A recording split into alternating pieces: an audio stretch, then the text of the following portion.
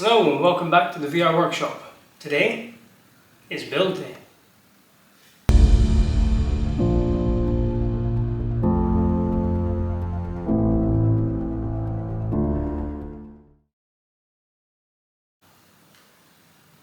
With these parts back from powder coat, we can start this build in earnest. Up until now, all the parts and all the bits and pieces we've been doing have been modifications or changes based on what we learned last year. But now we can actually start building for the final time. We can box the front end in with the panels that we designed before, and that will allow us then to run all the electronics to the controls to the dashboard and run all the routing of that for the final time. We can get the tank back in. That will allow us to put hook up the fuel lines with the fuel pump, the fuel filter, and more importantly, lock wire all the connections as we go. At the same time, we can start lock wiring all the oil lines in there too, finish the electrical parts for the fan and the oil pressure switch, foam up the sides to stop them rattling. There's lots of things we can do, but it's all final build parts, which is the most important thing. We're not going to go back and go forward. It's getting real, so let's get cracking.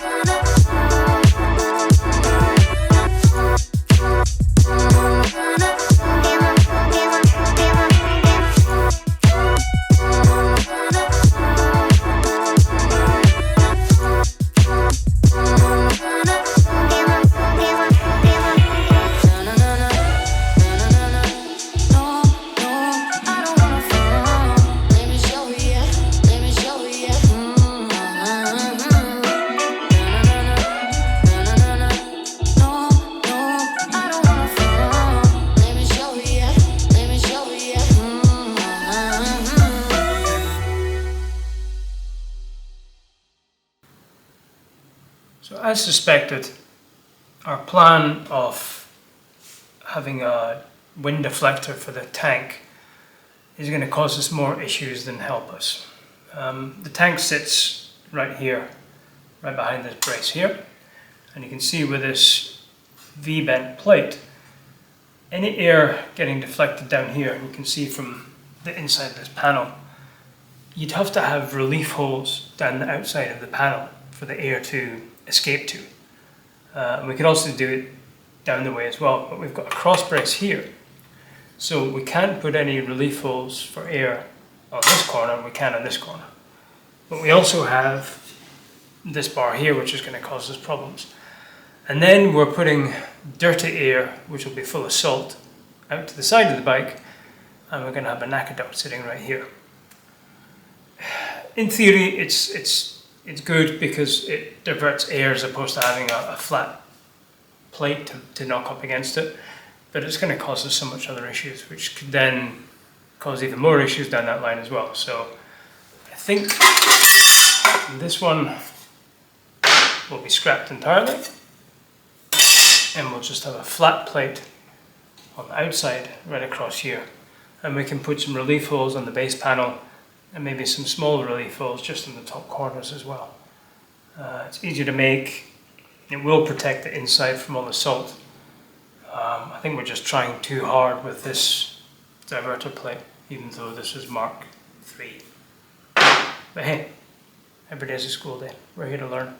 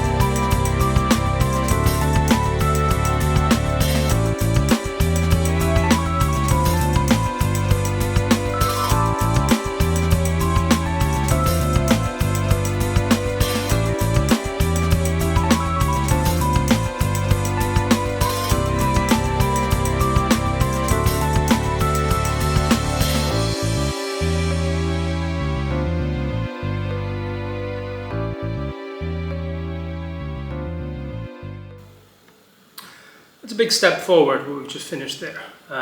Getting all the centre parts done, the fuel filter, the fuel pump, getting on the lock wire for the oil lines, or they're lock wired. That's then allowed us to finish the wiring, get the dashboard back in, get the wiring finished for that, to the controls, run the new wire down to from the oil temperature sensor. We do need to wire the fan for the oil cooler, but that's very easy to do. So it's really nice to see everything kind of coming together, and I know it's going to be there for the last time. We do, however, have one more job with the panels. Everything's cut out, obviously the necker ducts are fitted, we have holes where they need to be, but we haven't lined it with foam. Now we did this in the last job, the last run. We lined all the panels with foam to stop them vibrating. Not that you can hear the metal vibrating at 180, 190 miles an hour, but it will stop or minimize salt going in the side of it, especially where we've got the new panel behind the front wheel. We'll use the thicker foam and box that in as well to try and minimize the salt coming through to the inner structure of the bike where all the electrics and fuel systems are. Let's get that done.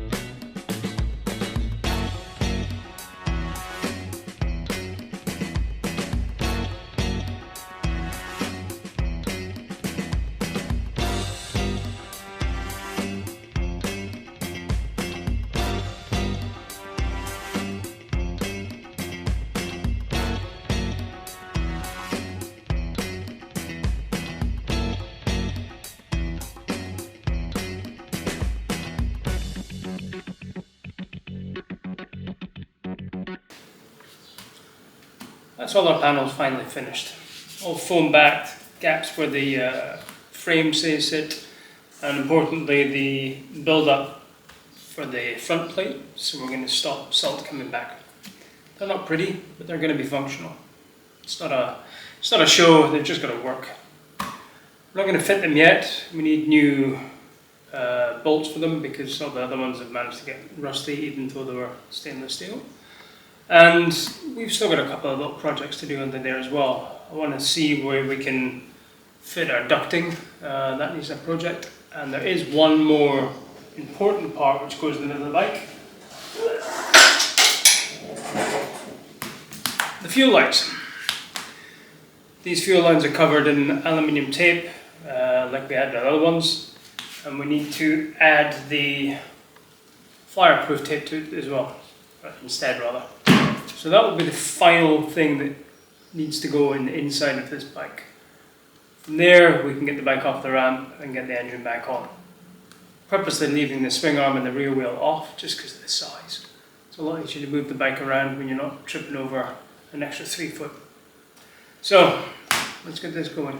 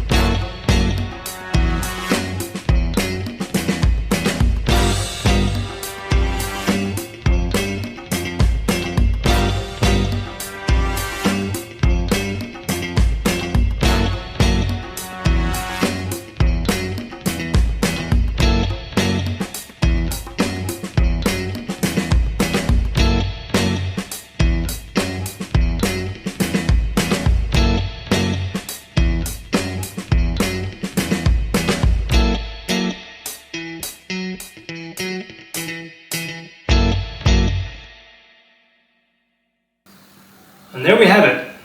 Everything in the guts of the bike is now complete. We're ready to move forward and start tackling the engine issues that we have. But as a recap, starting the front end, we have all the steering bearings replaced, renewed, everything's back and buttoned up, lock wire ready to go. The controls have changed, we've moved the controls in. We haven't bled any brakes or clutches yet, we'll do that when the engine goes in. All the electrics are back in place, all the wiring's run. We've boxed in behind the front wheel because we modified the mudguard. We've got our fire retardant covering on our fuel lines, both the return from the pump and the vent. Tank's been powder coated, tank's back in, battery's back in, electrics are back in, oil cooler is back in. We do have to wire the switch, the fan, we'll get to that, that's an easy one. It's all there, it's all ready to go. We just need an engine. So that'll be next. Plan is to get the bike off the ramp and start tackling that. So thanks for your attention so far.